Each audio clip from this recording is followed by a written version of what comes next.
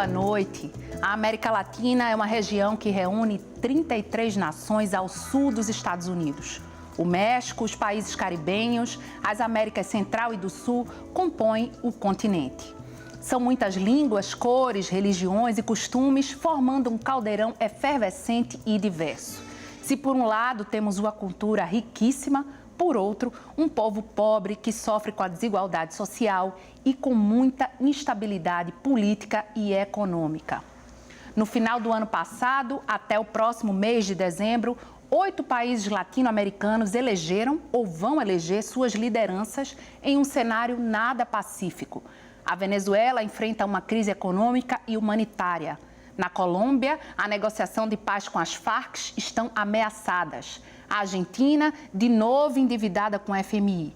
E no México, a construção de um grande muro pelos americanos do Norte pode se tornar uma realidade. O Opinião Pernambuco de hoje vai debater a América Latina, continente em conflito. Para isso, convidamos Fernando dos Anjos, professor e geógrafo. Marcelo Medeiros, professor do Departamento de Ciência Política da UFPE. E Marcos Costa Lima, cientista político. Você pode participar enviando perguntas ou comentários para o número de WhatsApp. Anote aí, 81988307098. Não se esqueça de colocar seu nome e localidade onde reside no início da mensagem. Este programa também está sendo exibido pela internet no endereço fpe.br/NTVRU. Boa noite, muito bem-vindos hoje aqui ao Opinião Pernambuco para discutir a América Latina, esse caldeirão. Vamos tentar falar aí do que está acontecendo em vários países, né? Não só no Brasil. E eu vou começar com o senhor, professor Marcos. Pois não. Boa noite. Boa noite. A América Latina, quando a gente fala, não é um conceito só geográfico, não é? É um conceito muito mais também intelectual do que comunitário. Olha, não deixa de ser.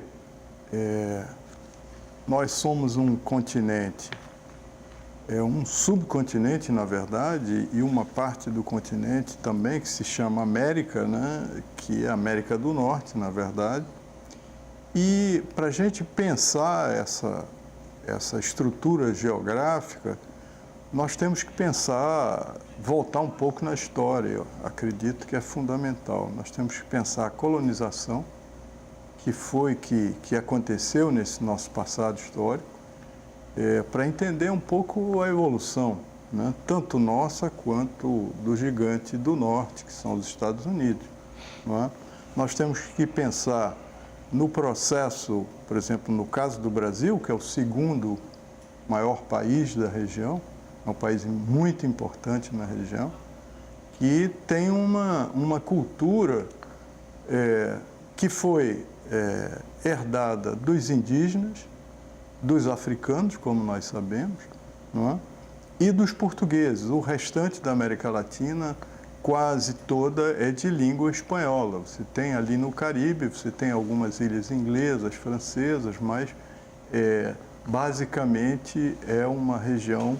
O Brasil é o único país do continente que fala português, não é? E os demais, majoritariamente, são de língua espanhola. Então, tem esse primeiro momento, eu diria, que é um momento fundamental e que a gente tem que olhar com carinho para isso. Porque, por exemplo, não só o Brasil, mas os outros países, a Argentina, o Uruguai, têm uma tendência, e as suas elites têm uma tendência mais, digamos, europeia, Sim. A se entender como ocidental. Mas nós temos uma matriz que é uma matriz, por exemplo, no caso brasileiro, que é uma matriz diferente. No caso da Argentina, em 1880, a cidade de Buenos Aires tinha 80% da população que era espanhola, né? Ou italiana, mas o grosso era espanhol. Então, isso dá uma diferença, faz uma diferença muito grande. Quer dizer, como faz ainda hoje no Brasil, você ter um Nordeste que é diferente do Brasil do Sul, né? de alemães, de italianos, depois chegaram os japoneses. Mas isso tudo, essa conformação cultural, ela diz muito da região, né? Uma região que acolheu muitos migrantes, né? Na época de crise na Europa. Então, e tem uma questão, como você colocou muito bem no início, é uma região que é cortada, que é atravessada por uma grande desigualdade social. Ela não é uma região pobre, é uma região muito rica, né, e muito ambicionada pela sua riqueza. O caso do Brasil, então, se a gente puder explorar isso, inconteste isso, né? Mas, ao mesmo tempo, com toda essa riqueza, nós somos um país de muita desigualdade social. E eu acredito que para construir uma América Latina mais feliz, melhor para suas populações, a gente tem que diminuir essa desigualdade social. Agora, professor Marcelo, boa noite. O capitalismo vive hoje uma crise de reestruturação, né? Neoliberal, vamos chamar assim. Nessa crise que a gente está vivendo, mais uma vez, a América Latina corre o risco de continuar sendo uma abastecedora de matéria-prima? Porque a gente falou, o professor falou aí que a gente foi colonizado, né? A gente é um continente todo colonizado. E a gente sempre teve esse papel, né, lá para quem nos colonizava. E agora, nessa nova crise do capitalismo, a gente continua correndo esse risco de ficar sempre exercendo esse papel? Boa noite. Boa noite. Não, eu acredito que não. Eu acho que, como já foi dito aqui, a América Latina ela é muito diversa e há países que têm melhores condições, vamos dizer assim, que outros, de tentar produzir uma verticalização de sua cadeia produtiva e de tentar, nesse processo, nessa dinâmica, passar a ter um papel mais importante no cenário internacional. Vale ressaltar, por exemplo, que o Chile, que é um dos países que tem melhor índice de desenvolvimento humano, é um país que vem crescendo num ritmo sustentado, é um país que exporta muito matéria-prima. Quer dizer, o fato de você exportar produtos primários não significa necessariamente ter um posicionamento ruim no cenário internacional.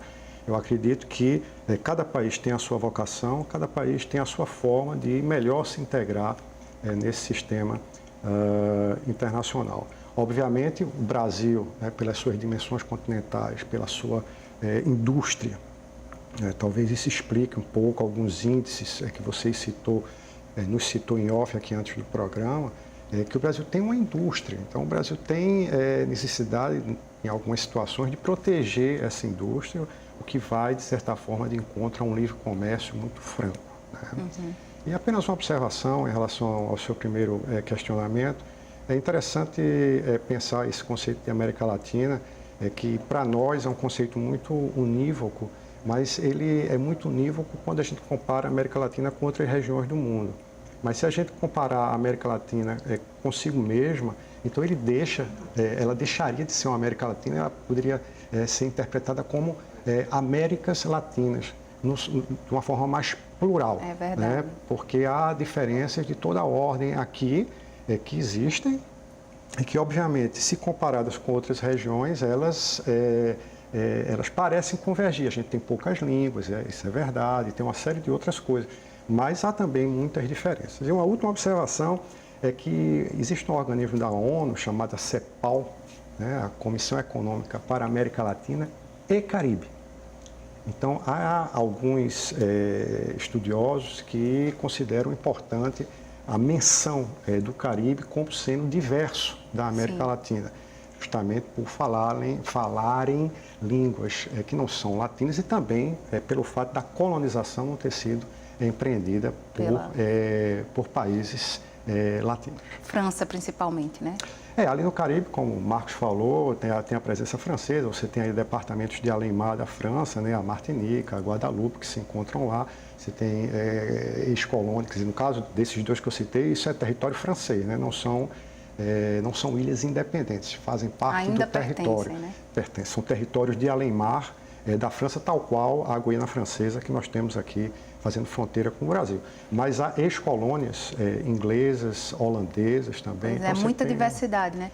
Tanto é que quando eu fiz essa introdução, antes de começar o programa, eu pedi para eles ouvirem, porque até eu fiquei na dúvida se podia chamar de região, se a quantidade de países era essa, porque a gente encontra, são informações desencontradas, né, do continente. E interessante que eles fazem questão, né? Eu tive a oportunidade de já estar nesses países e quando eu falei CEPAL, algum aluno levantou a mão, professor, é CEPALC, né, porque tem o Caribe. Quer dizer, eles, alguns deles, pelo menos, não se consideram latinos, e sim caribenhos. Sim, né? sim, que já é outra característica. Agora, professor Fernando, falando um pouco de eleições, trazendo mais para hoje. Brasil, Argentina e Chile eram governados por políticos de esquerda até pouco tempo. E, pelo menos por hora, né, a gente não sabe o que é que vai acontecer, são agora dirigidos por governos conservadores.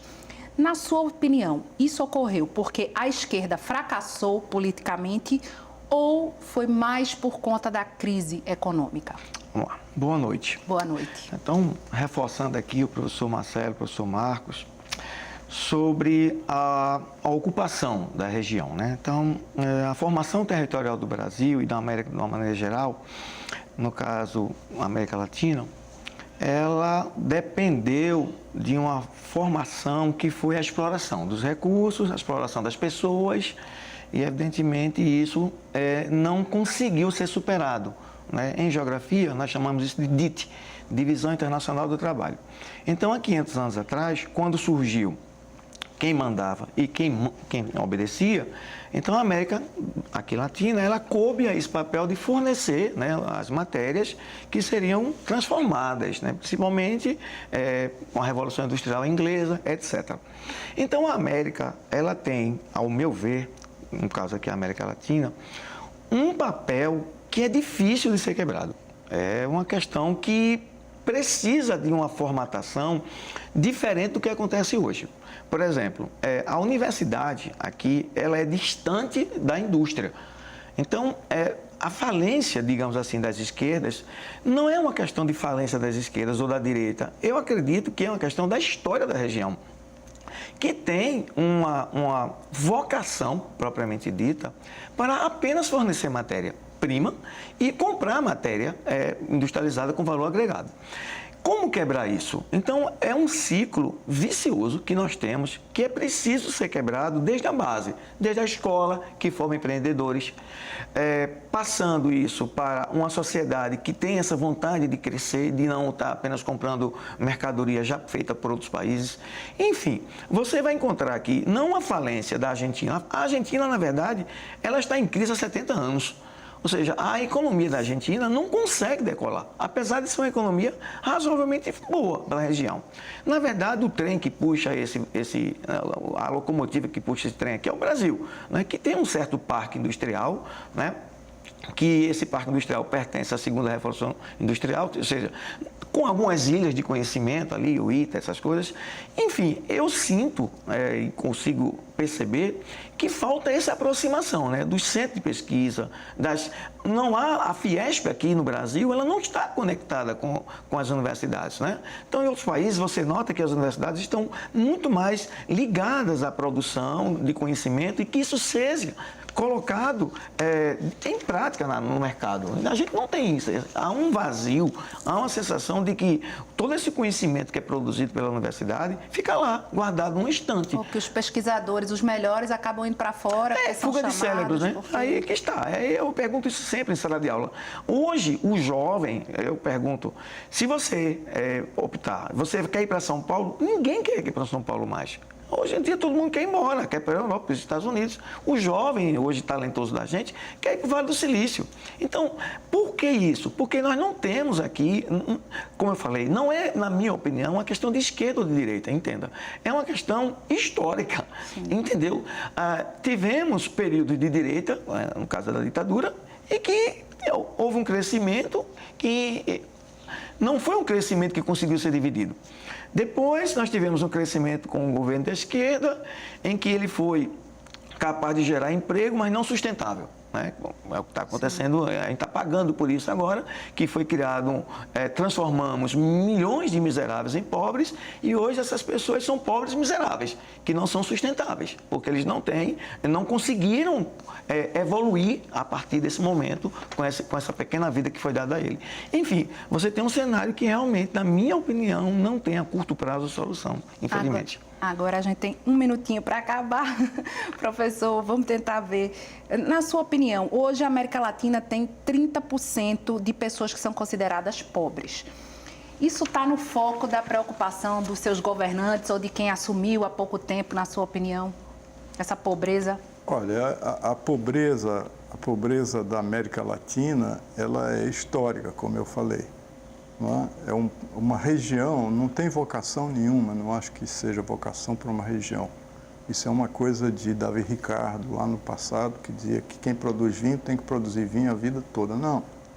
Uma nação, ela pode querer ser mais do que ela apresenta, mas ela precisa ter uma série de pré-requisitos. Uma nação precisa ter projeto, não é? Precisa ter uma comunidade que abrace esse projeto, que queira levar adiante esse projeto. Então, há uma questão que eu gostaria de introduzir nesse debate aqui, é que nós, saindo do processo de colonização, fizemos a nossa libertação nacional e tal, e nós começamos a sofrer um impacto muito grande dos Estados Unidos. Não é? Você já deve ter ouvido a expressão o curral dos Estados Unidos. Isso é uma coisa, eu sei que eu não tenho tempo para aprofundar isso, mas é uma coisa que vem já quando os Estados Unidos começam a crescer, depois das suas lutas de libertação, eles brigaram entre eles. Eles tiveram uma guerra civil para acabar com a escravidão. Não é? Antes disso, eles lutaram contra a Inglaterra e mandaram os ingleses embora para construir a sua própria nação. E depois buscar uma unidade nacional, acabando com a escravidão, que era fundamental para as culturas do algodão e tal, mas que era um atraso para o país. Mas depois disso, você já deve ter ouvido falar da doutrina Monroe. Sim. Não é? Mas a doutrina Monroe é uma doutrina que eles diziam, América para os americanos, um pouco o que Trump diz que hoje. Trump está falando com outras palavras. E ele dizia outra coisa também, talk softly, but carry a big stick. Fale manso, mas leve o porrete na mão. E com esse porrete, eles ocuparam mais da metade do México. Eu vou ter que interromper o senhor, a gente conversa daqui a pouquinho um pouco mais. Obrigado. Hoje nossa discussão é sobre a América Latina, continente em conflito. Voltamos já.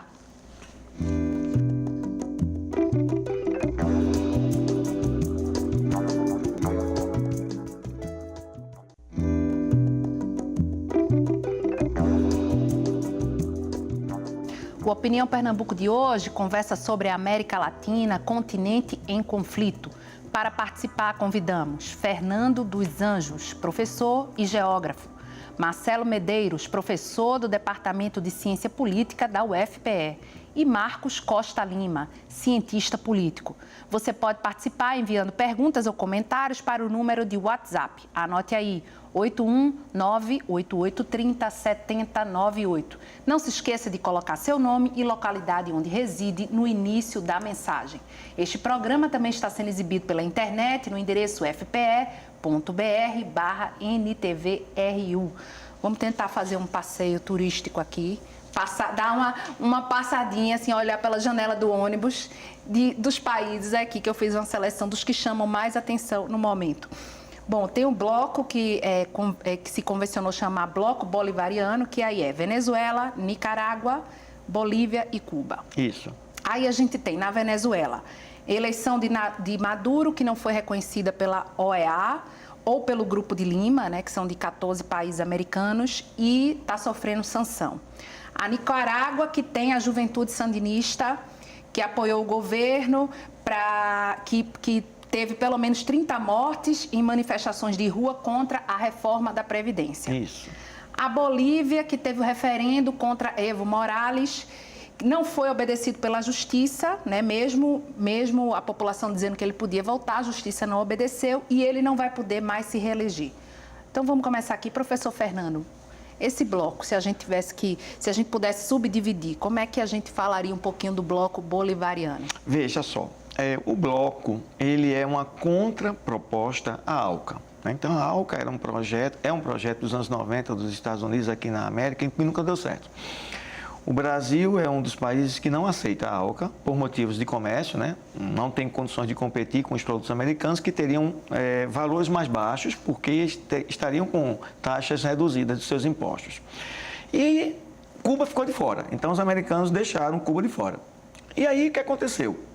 na época, o Hugo Chávez vivo, resolveu então criar a ALBA, que é uma contraproposta à ALCA, e chamou Cuba para fazer parte do bloco, junto com o Equador também, na época, né, a Bolívia propriamente dita e a Nicarágua. Exatamente, esse bloco, ele não teve, por exemplo, um sucesso muito bom do ponto de vista do comércio. Primeiro que são países muito pobres, não tinham muito o que comercializar entre eles. E esse bloco, ele surgiu com essa missão específica de ser uma contraproposta e, inclusive, ele também chegou até a pensar em convidar o Brasil, mas o Brasil não tem nada a ver, né?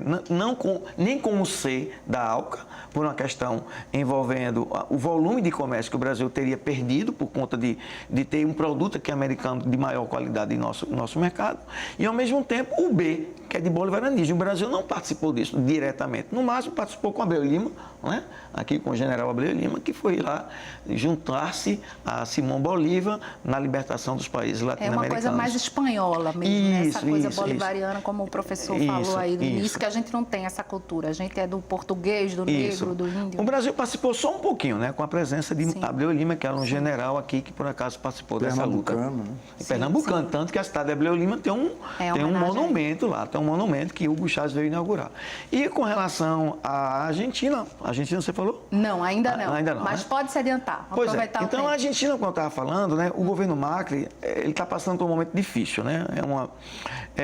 Uma tentativa de resgate da direita em relação à região. Depois de 12 anos de Kirchner, né? Nem durante a ditadura, os argentinos aproveitaram o plano que era chamado de Plano Condor, né? Então, os americanos colocaram muito dinheiro aqui na América do Sul, principalmente para tentar impedir o crescimento do socialismo aqui. Então, a Argentina recebeu muito dinheiro, o Brasil também recebeu dinheiro e o Chile. Só que, dos três, a Argentina foi o único que não conseguiu aproveitar esse momento para crescer. Então, dos três, o Chile conquistou uma qualidade de vida melhor, o Brasil se industrializou e a Argentina não conseguiu nada. Continua. Entendeu? Infelizmente, é um país que é bonito, tal, mas não conseguiu se adequar, né? Como eu falei no começo, nem um governo de esquerda, nem um governo de direita. É uma questão, como o professor falou, de estrutura mesmo. A nação, ela vai ser o que ela quiser. E a Argentina parece que não quer crescer. Ela dá uma ideia de que parece que quer continuar aquele país lá no sul do mundo, esquecido, tal, sem ter uma representatividade mundial, infelizmente. E tem também o Equador, onde o bolivarianismo foi substituído, na verdade, pelo presidente, né, que era aliado de Rafael Correa, que era o Lenin Moreno. Me deu a impressão de que foi uma coisa meio imposta, assim, pelo próprio presidente. Parece que foi meio uma traição e que aí mudou de lado. Como é que está o Equador hoje? É um país que a gente pouco escuta falar, né, professor Marcelo? Eu acredito que a grande diferença desse bloco que você trouxe, o bloco bolivarianista, é o papel da Venezuela. A Venezuela se destaca porque a Venezuela é um país muito rico. A Venezuela hoje é considerada pela OPEP como o país que possui mais reservas de petróleo no mundo, tem mais do que a Arábia Saudita. Ora, eu acho que a questão que deve ser colocada é que o projeto, o professor Fernando falava da ALBA, a ALBA é um projeto mais de cunho político do que de cunho econômico. Exatamente. A ALBA não poderia nunca fazer frente à ALCA, projeto dos Estados Unidos. É fato que o Brasil e o Mercosul foram contrários também à formação dessa ALCA, mas a ALBA, sem o Brasil, sem a Argentina, ou seja, um projeto eminentemente bolivarianista, do ponto de vista econômico, ele não tinha condições de avançar, mas era um projeto, sim, político. Aqui foi tocado em vários momentos sobre o problema real da colonização. E o que os telespectadores têm que refletir é que esquerda e direita têm projetos diferentes para fazer com que os países possam finalmente desertar desse processo de colonização que deixa marcas profundas, né? Ora, a coisa acontece muito naquela lógica de sístoles e diástoles, né? São ciclos. Então, o que a gente está constatando hoje, você próprio, na sua apresentação aí, sublinhou isso que é que está havendo uma onda nova agora, com algumas pequenas exceções, de governos de centro-direita, que surgem, no momento, como a melhor alternativa para responder a esses questionamentos de desenvolvimento. Então, a Venezuela, como você citou, está numa situação calamitosa. E, assim, é flagrante porque você, às vezes, encontra dados que não são convergentes. Por exemplo, você pegar o FMI, o Banco Mundial, o Banco Interamericano de Desenvolvimento, são instituições, vamos dizer assim, que, às vezes, possuem um pequeno viés mais um pouco para a direita. Mas se você pegar dados da CEPAL, que é uma instituição que, se tiver um pequeno viés, teria um viés da esquerda, todos os dados que você pegar sobre a Venezuela, eles convergem para uma situação calamitosa. E essa situação calamitosa, ela deriva de uma política que foi implementada por Hugo Chávez, a partir de 1999, salvo engano até 2013, e depois continuada com Nicolás Maduro. Então, o que a gente vê, o fato está aí para qualquer um observar, ele deriva dessa má administração da esquerda.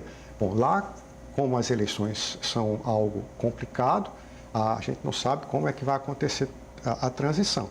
Na Argentina, em 2015, houve a eleição do Macri, né? Ele assumiu, salvo engano de minha parte, no finalzinho de 2015, então ele está mais ou menos com 3 anos de governo, e de fato as expectativas foram muito frustradas, porque se esperava algo diferente. Uma mudança radical, né? Uma mudança radical. É um bom questionamento, tem que se ver o que é que aconteceu. E ela está aí pedindo dinheiro de novo ao FMI, ao FMI, né? Voltou. Né? E a gente tem que ver onde é que estava o buraco, porque você... E o Equador? E o Equador, que a gente falou. O Equador... Dá para falar rapidamente o do Equador, na minha leitura, nos últimos anos, é um país que ele vem muito a reboque da Venezuela e da Bolívia, que se postaram, vamos dizer assim, como líderes desse movimento bolivarianista, principalmente a Venezuela. Agora, professor, o outro professor, porque são 3 professores, eu faço professor, os 3 olham para mim. É verdade. E o México, que eu achei essa definição perfeita, o país tão longe de Deus e tão perto dos Estados Unidos. Lá o roteiro foi inverso, né? Tínhamos um presidente de direita e agora entrou o Andrés Manuel López Obrador. Essa vitória do Obrador foi uma retaliação aos Estados Unidos, na sua opinião, por tudo isso aí do Trump? Veja, eu gostaria eu vou responder sobre o México, mas eu gostaria... quer comentar antes? Quero voltar um pouco. Eu tenho uma leitura muito diferente da leitura do professor Marcelo. Eu acho, sobre a questão de direita, esquerda, eu acho que o que aconteceu na região, isso é a minha opinião, o que aconteceu na região é que os países, ao criarem sua identidade nacional e tentarem, o caso do Brasil, né? O Brasil se torna uma república, mas uma república que depõe o imperador e começa com 2 militares, na verdade. E no período da Primeira República, a gente conhece o fenômeno dos sertões, né? Que foi um massacre da população pobre de Canudos. Então, é um problema, o problema social é um problema que estrutura essa região, que está na base dessa estrutura.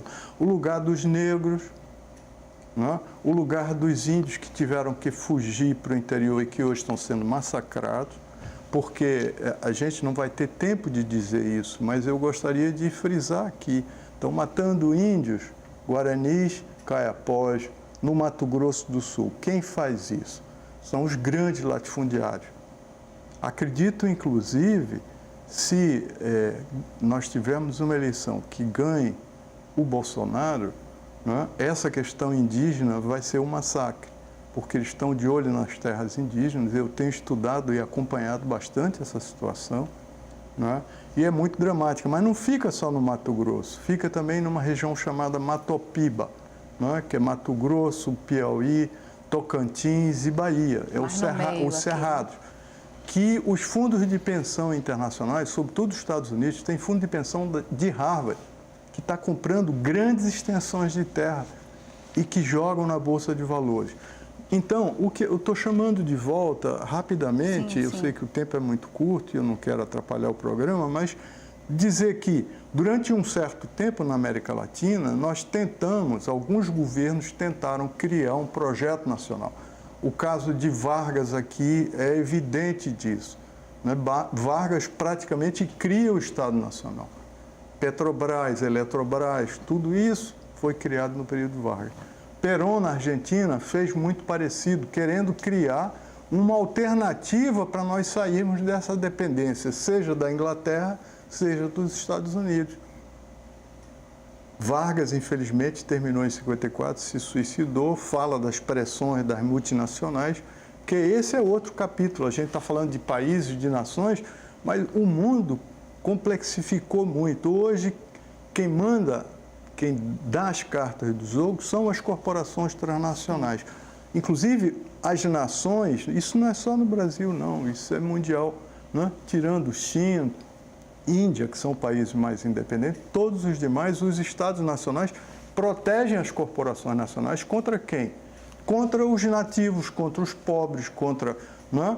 O Brasil é um país cheio de favelado. Por que existem esses favelados? É porque o cara quis ir para a favela? Não é. É porque os governos, pouco a pouco, foram abandonando essa população. Né? No regime militar, né, o BNH terminou em 1982. De lá para cá não se construiu nada. Começou a se reconstruir habitação popular agora no governo Lula, com esse Minha Casa Minha Vida, mas foram muitos anos quando a população estava saindo do campo, porque não tinha condições de viver no campo, né, e ia morar onde? Ia viver onde? Então foram para os alagados. Então o que eu quero dizer, para sintetizar, é que a gente tem que aprofundar uma discussão que é política, que a região, a nossa região, teve Alvarado no Peru, que foi um militar, mas um militar com visão nacional, sim, que queria defender a riqueza nacional. O Brasil considerava o subsolo como subsolo nacional. Ninguém poderia tocar. Nós temos uma riqueza monumental, que é o pré-sal, né? E que está sendo vendida a troco de banana. E hoje. O México? Vamos voltar para o México. Pronto, aí eu falo rapidamente do México. O México entrou nesse processo. Sim. Em 1950, os Estados Unidos já estavam transferindo as suas grandes corporações para o México. Por quê?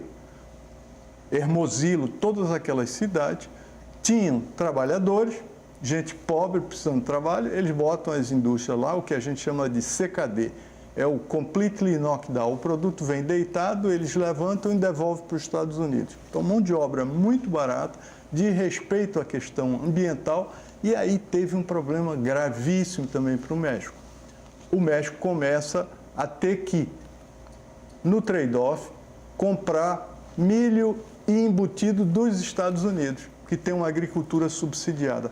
Isso desmontou a agricultura mexicana das pequenas unidades que vendiam milho, vendiam carne, vendiam embutido. Acabou. Então, o país se ressentiu muito. Agora é um país muito bonito. Quem conhece o México, né, eles têm um orgulho nacional muito grande.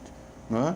E como o Estado ele abandonou a população, o narcotráfico entrou e acabou com o Estado no México. Vamos falar daqui a pouco mais de narcotráfico, infelizmente, falando da Colômbia, né, que é um país ligado a isso. Vamos para mais um intervalo, rapidinho. A gente volta em poucos minutos, hoje com a América Latina, continente em conflito.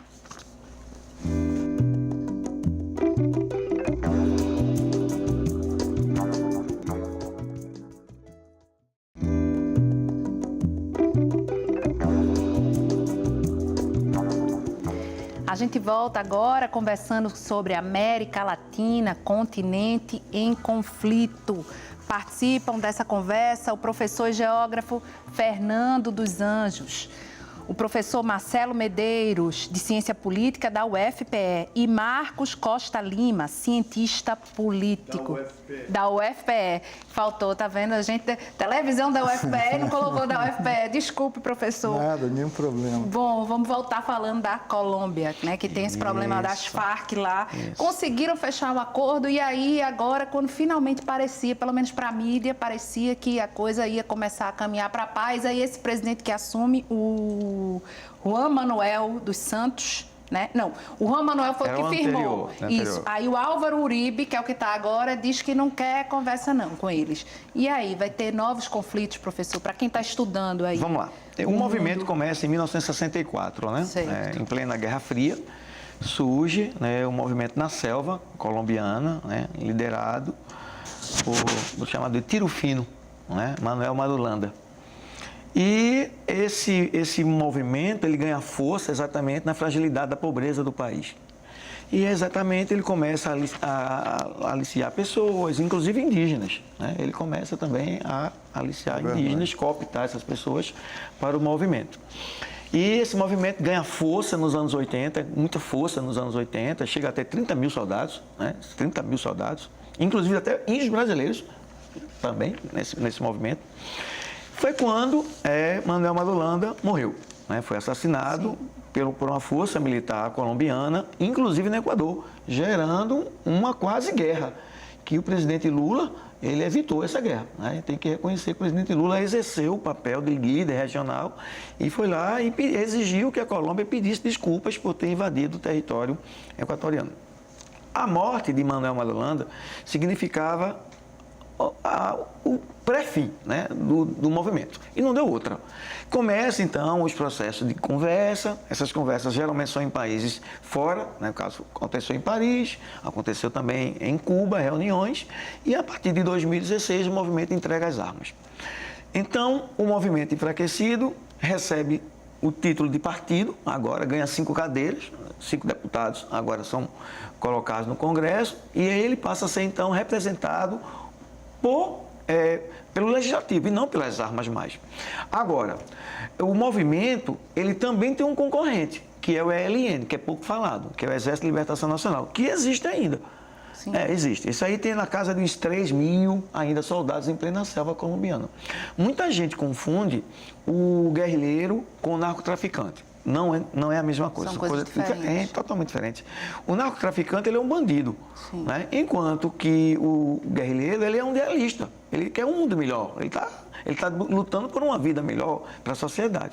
Agora, também havia uma contrapartida. Eles garantiam a segurança do narcotráfico e o narcotráfico garantia a ele comida, garantia armas. Então, um ajudava o outro.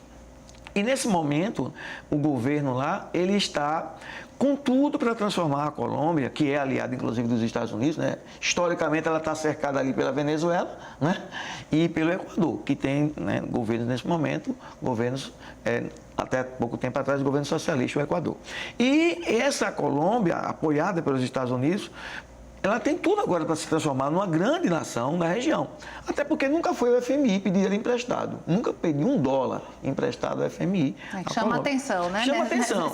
Eu acredito que tem alguma coisa a ver com as drogas, né? A economia da região, as pessoas lá se sustentam também, infelizmente. Tem a ver também, a Colômbia, me perdoe, pois não, Fernando, os Estados Unidos dão uma grande contribuição porque tem uma base militar enorme na Colômbia, né? Então é mais de 1 bilhão. Na verdade, não é uma base militar, é um apoio, porque a Suprema Corte colombiana não permitiu base. Inclusive o Brasil pressionou a Colômbia para não permitir, porque seria mais uma possibilidade do americano estar aqui perto da floresta amazônica, né? Então, o Brasil pressionou. O Mercosul também. Isso também. Aí, essa base, na verdade, era apenas... Tem alguns que eles chamam de adidos militares. São pessoas que estão lá, mas não têm a missão de ser efetivamente uma força militar. É um adido que dá um apoio, que dá um curso, etc., mas não aquele apoio militar falando. Enfim, a Colômbia, na minha opinião, tem tudo.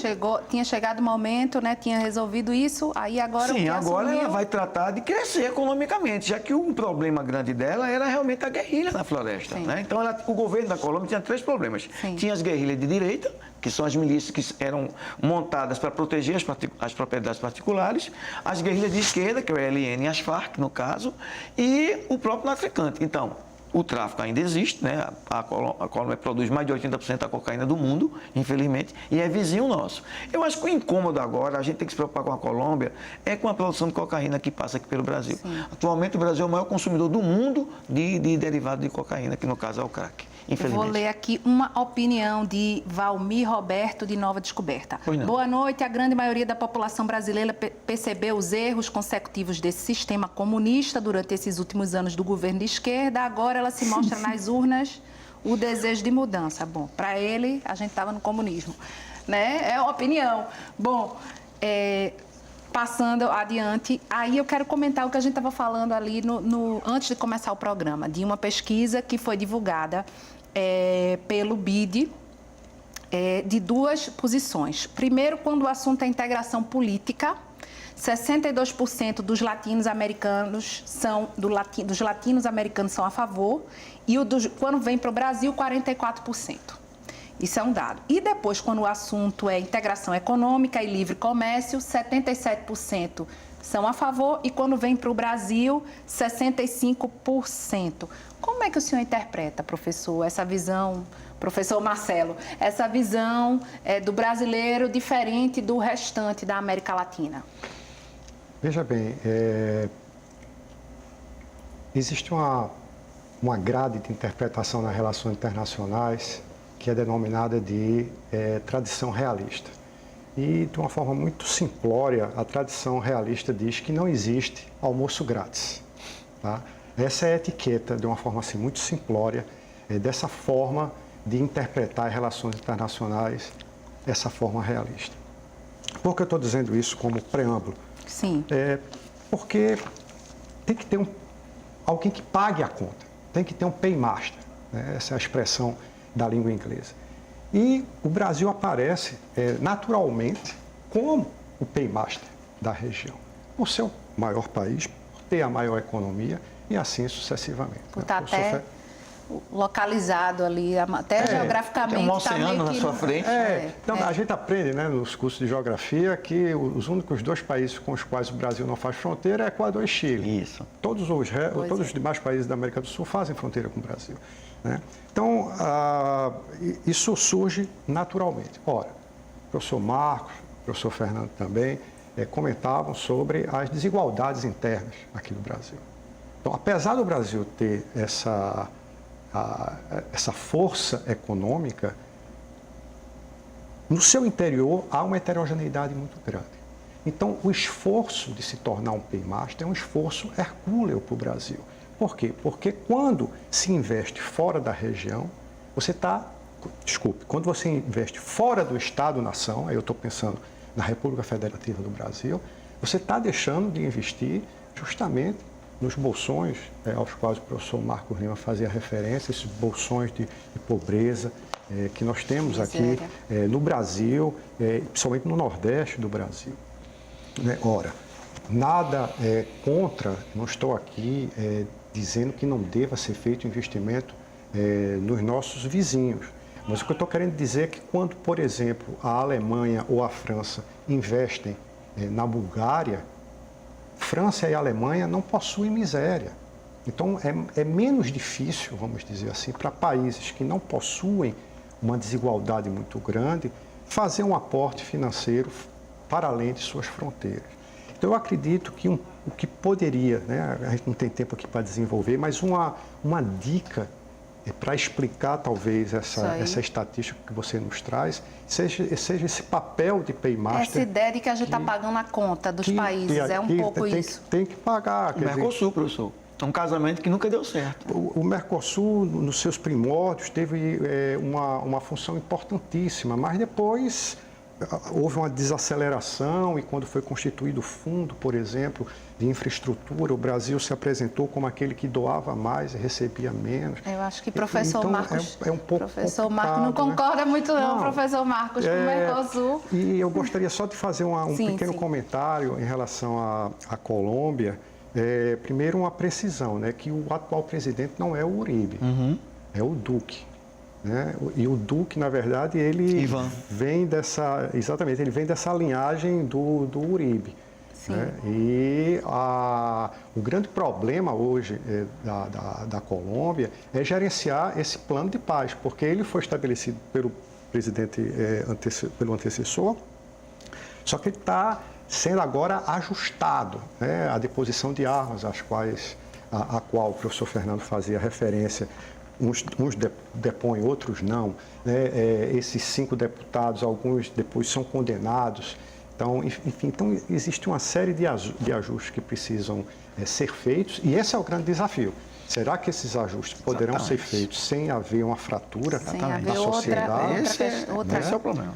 E também, assim, aí sou eu que vou discordar um pouco aqui do professor Fernando. Pois não. Eu acho que essa divisão que ele fez, ela está correta, mas eu acho que... correta, que divisão? Entre guerrilheiro e narcotraficante, né? Ela está correta, mas eu acho que na prática a coisa é muito emaranhada. Eu acho que não é tão fácil de identificar quem é traficante e quem é guerrilheiro. Eu acho que nos primórdios, mais uma vez, havia esse espírito do guerrilheiro ideológico. Mas eu acho que com o passar do tempo, essa coisa foi se entranhando uma na outra e hoje você identificar, de fato, o guerrilheiro puro, vamos dizer assim, e o narcotraficante puro, eu acho que é complicado. Fica difícil. E o Mercosul, então, já que é um tema tão importante para a América do Sul? Eu vou falar do Mercosul, novamente, como México. Eu tive a satisfação de, durante 4 anos, ser o presidente do FOMERCO, que era o Fórum das Universidades Brasileiras para o Mercosul. Então, também pude estudar, acompanhar o processo. Fui muitas vezes à Argentina, ao Paraguai, ao Uruguai para estudar isso e tal, a Brasília também. Mas para juntar com isso, eu queria... Sim.